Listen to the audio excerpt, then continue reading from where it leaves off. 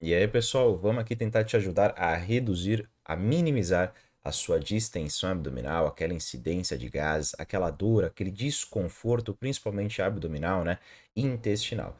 Normalmente essas condições podem estar associadas a algumas doenças, como por exemplo doença celíaca, doença de Crohn, diverticulite ou outras doenças inflamatórias.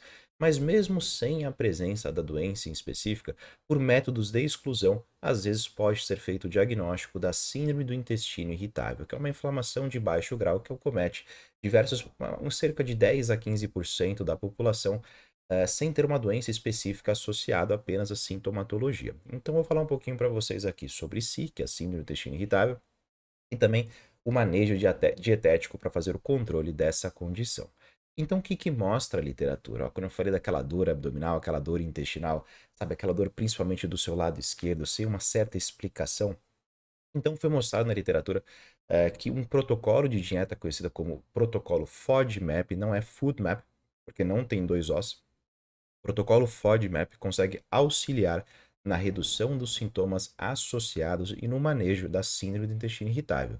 Então, vou explicar para vocês também sobre a dieta FODMAP, mostrar todo o protocolo, as 3 fases dessa dieta, tá bom?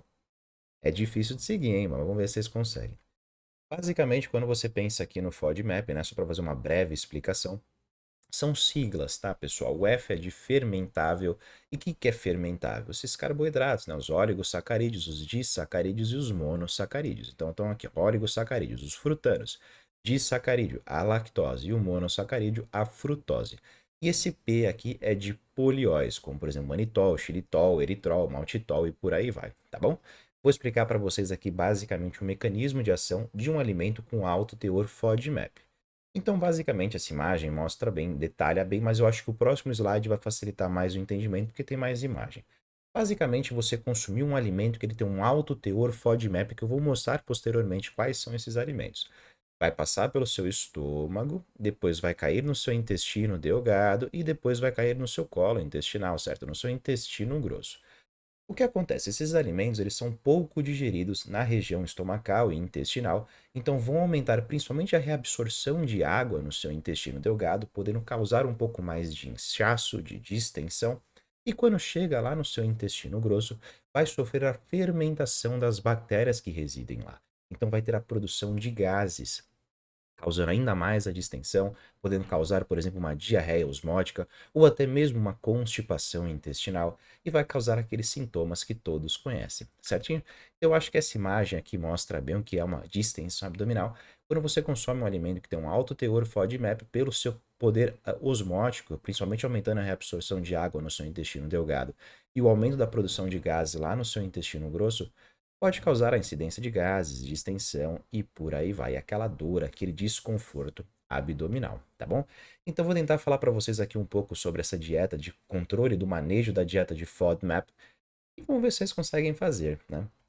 Basicamente ela consiste, né, uma dieta para conseguir auxiliar na redução da sua distensão abdominal, né, que a gente conhece como dieta de controle FODMAP. Ela consiste em 3 fases. A primeira fase é a fase mais difícil, que chama de fase de remoção. A gente vai fazer a exclusão dos grupos de alimento que consistem esse alto teor FODMAP. Depois disso, temos a segunda fase, que é a reintrodução, ou seja, vamos pegar esses alimentos grupo por grupo e ficar introduzindo como se fosse uma faixa de teste, uma zona de teste. E a fase 3, com os feedbacks da sua fase 1 e fase 2, a gente vai fazer aquela personalização de uma dieta em específico. Aqui a sugestão é sempre você fazer isso com um profissional, um nutricionista, principalmente, para fazer o manejo. Mas eu sei que isso aqui é um vídeo no YouTube e eu tô aqui para informar, então vai ajudar alguém, eu sei disso. Então, basicamente, vamos falar aqui de fase por fase. Quando você pensa no protocolo FODMAP, que é uma dieta para controle da distensão abdominal, a primeira fase é a fase de remoção. Então, a primeira pergunta é: o que devo remover? E a resposta é muito simples: alimentos com alto teor de FODMAP. Não respondi nada, né? Mas eu vou mostrar posteriormente a lista de alimentos. Só uma coisa que é interessante eu responder também, porque antes de eu mostrar os alimentos e talvez não te agradar, essa dieta ela tem um tempo de duração. Então a pergunta é por quanto tempo devo fazer a remoção desses grupos de alimento em específico? E a literatura mostra que o ideal é de 4 a 12 semanas. Então você vai ficar de 4 a 12 semanas sem consumir esses alimentos citados posteriormente, tá bom? E quais que são esses alimentos quando você pensa nesse protocolo, nesse cardápio FODMAP? Você pode encontrar diversas listas online. Eu vou deixar até mesmo, se couber, no texto do vídeo, ou se não, deixo nos comentários os alimentos que são permitidos, caso você queira lá ver, porque vai ter vários grupos de alimentos, verduras e legumes específicos, frutas específicas, pães específicos, tá bom? Vai estar tudo lá nos comentários desse vídeo aqui do YouTube, tá bom? Mas basicamente, quando você pega as listas, eles sempre fazem como se fosse um semáforo, onde eles colocam os alimentos no grupo vermelho como alimentos que têm um alto teor de FODMAP não deveria ser consumido nessa fase de remoção. Os alimentos do grupo amarelo pode consumir, mas numa certa quantidade. E os alimentos do grupo verde, que tem um baixo teor de FODMAP, e você pode consumir num grau mais livre, tá bom? Aqui, quando a gente pensa no teor fermentativo, não é que o alimento é ou não é saudável. Você, por exemplo, vamos citar aqui maçã. A maçã, ele tem um alto grau FODMAP. Então, não seria adequado o consumo de maçã nesse início de dieta, nesse período aí de 4 a 12 semanas. Mas, Ciro, maçã não é saudável, maçã não tem pectina? Sim, pessoal, esquece essa questão de ser ou não ser saudável, de ter um alimento ou não ser um alimento saudável. A gente está pensando aqui no grau fermentativo. Eu quero reduzir a fermentação provida desses alimentos nas suas bactérias, pelas suas bactérias do seu meio do intestino grosso, para causar aquela distensão, aqueles gases que te incomodam tanto, tá bom? Então, vamos começar falando aqui sobre a fase de remoção. O que eu devo remover, Ciro? Quando você pensa em frutas, os alimentos que não são permitidos, não pode consumir maçã, damasco, abacate, amora, toranja, manga, pêssego, pera, aqui é, cadê? Ameixa, uva passa, uva verde e melancia. Não pode consumir esses alimentos na fase de remoção. E quais alimentos são permitidos, Ciro? Pensando nas frutas, banana, mirtilo, melão, cranberry, mexerica, uva roxa, kiwi, limão, laranja, abacaxi, framboesa, ruibarbo e morango, tá bom? Então dá para viver tranquilamente nessa fase de remoção de 4 a 12 semanas, consumindo essas frutas e excluindo essas frutas. Vamos continuar. Carnes. Não é permitido carnes processadas, então não me venha comer salsicha, salame, presunto, peito de peru, mortadela, tudo que é embutido você remove. Entretanto, você poderia consumir carne de boi, de frango, de porco, de cordeiro e ovos. Então até agora está tudo tranquilo, certinho? Pensando em cereais, em pães, e certo? Você não pode consumir cevada e centeio, então cerveja também não é permitida. Granola, aqui que acaba sendo difícil. Trigo, tem que evitar farinha de trigo, então não pode consumir pão, não pode consumir pizza, não pode consumir bolacha, não pode consumir nada, macarrão, tudo bem? Tudo que tem trigo é para você evitar por 4 a 12 semanas. E também o cuscuz. E o que é permitido? O arroz, a pipoca, o polvilho, a aveia, mais aveia em flocos e a quinoa, tá bom? Quando você pensa em oleaginosas, não é permitido o consumo de castanha de caju e de pistache. Se você for consumir nozes ou amêndoas, é permitido um total de até 15 unidades por dia. E quais são os oleaginosos, as sementes que são permitidas? Nós temos aqui o avelã, o amendoim, o gergelim, a macadâmia, a semente de abóbora e a semente de girassol. Quando você pensa em leite, evite leite de vaca, de ovelha, de cabra e de soja. Quando você pensa no leite de arroz, você pode consumir até 200 ml e o leite de aveia até 30 ml. E os leites que são permitidos é o leite de amêndoa, mas verifica que não tem açúcar ou nenhum tipo de adoçante nesse produto, o leite de vaca sem lactose e o leite de coco. Queijos, não é permitido cream cheese, requeijão e ricota, mas você pode consumir o queijo brie, o queijo cheddar, o cottage, o mussarela, o provolone e o queijo suíço. Bebidas, não é sugerido o consumo de suco de frutas, mesmo sendo composta pelas frutas que são permitidas pela redução do teor de fibra. Não é permitido refrigerante, Aqui é o chá de funcho e a água de coco, mas é permitido a água, o vinho, o café, sem adição de açúcar e sem adição de edulcorantes, sem adição de edulcorante não, perdão, de adoçantes, e também é permitido o chá de hortelã. Apenas esses, Ciro, são só esses alimentos. E se tiver aquele alimento que, putz, eu gosto tanto de comer um alimento específico e você não citou aqui pra mim? Pessoal, na verdade, tem listas gigantescas. Esse próprio site aqui, ibsdiets.org, mostra uma lista dos alimentos. Mas o que nem eu falei anteriormente, eu vou deixar nos comentários aqui do vídeo para mostrar um pouco mais de alimentos que são permitidos. Acho que não faz muita questão colocar os alimentos que não devem ser consumidos, mas assim, se não tiver nessa lista, a minha sugestão é que você não consuma nesse período de 4 a 12 semanas, tá? Porque existe uma escassez na literatura quando a gente pensa no grau fermentativo desses alimentos. Então, eu me basearia principalmente nos alimentos que são permitidos. Se você sai da dieta, você não importa colocar só um alimento em específico, você acaba fugindo do protocolo e talvez não seja uma dieta que vai conseguir te ajudar, tá bom? Então, essa é basicamente a fase de remoção. E que nem eu citei anteriormente, o ideal seria fazer esse processo de remoção de todos os alimentos citados, tudo que está no semáforo vermelho, de 4 a 12 semanas. Na minha prática clínica, no meu consultório, quando eu faço o manejo, quando eu converso com o paciente, falo que talvez seja a melhor estratégia, eu gosto de fazer uma consulta em 8 semanas. Então, a gente faz esse food map na fase de remoção por 8 semanas e ele retorna ao consultório. Se o paciente segue certinho, normalmente a partir da quarta semana, ou seja, na metade desse programa de 8 semanas, o paciente começa a sentir melhoras e a redução dos sintomas. Então, se for isso, realmente pode ser uma sensibilidade alimentar ou pode ser um grau, um manejo desses alimentos fermentativos, né? Então, normalmente, quanto maior o teor de FoodMap, maior o sintoma, e quanto menor o teor de FoodMap, menor o sintoma. E é interessante que quando normalmente eu faço um protocolo FODMAP para esses pacientes, a alimentação das pessoas é tudo no vermelho, ou seja, tudo é dos alimentos que não são permitidos e raramente come os alimentos que são permitidos, ou seja, uma alimentação muito mais fermentativa.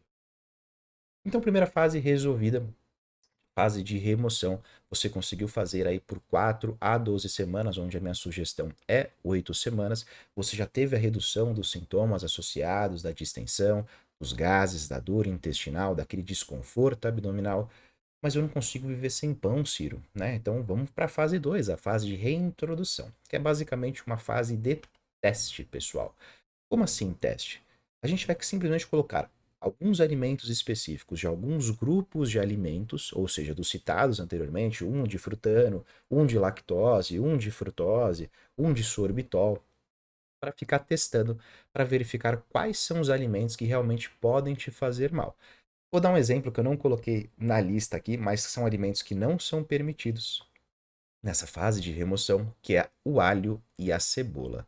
Nem para temperar, pessoal, nem o pó de alho, nem o pó de cebola. Ah, mas Ciro, eu tempero o arroz, eu tempero o bife com alho, com cebola. Tudo bem, pessoal. Tudo bem. Você quer continuar com distensão abdominal? Você quer continuar com gases? Você quer continuar com uma dor intestinal?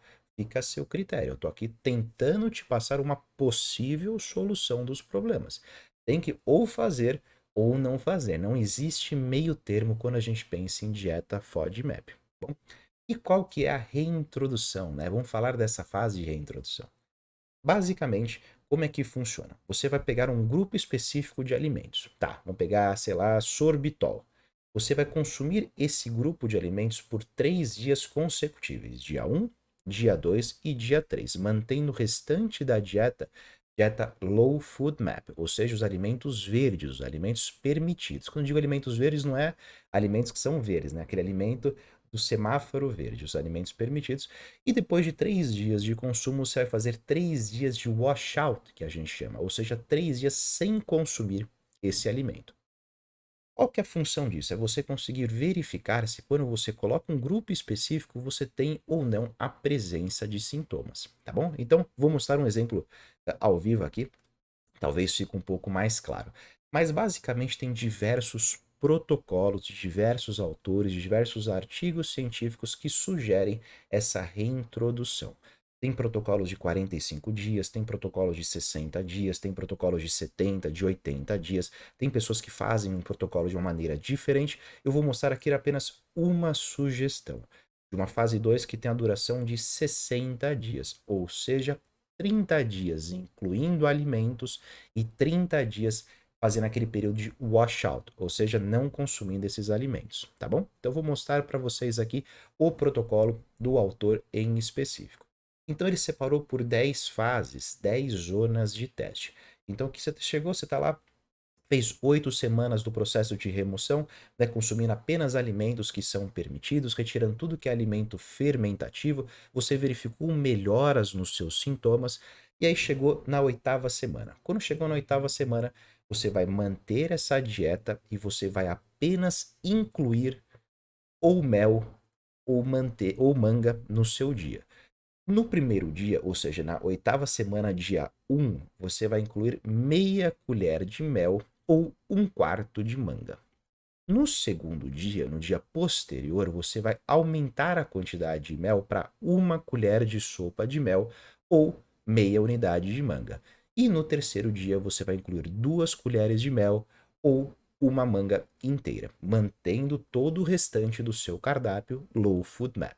E você vai avaliar se você teve o sinal de sintoma, se você teve distensão abdominal, se você teve gases, tanto durante esse consumo de 3 dias, como os 3 dias seguintes, que os 3 dias seguintes você vai excluir tanto o mel como a manga desse dia. Então você vai manter aquele cardápio Low Food Map, tá bom?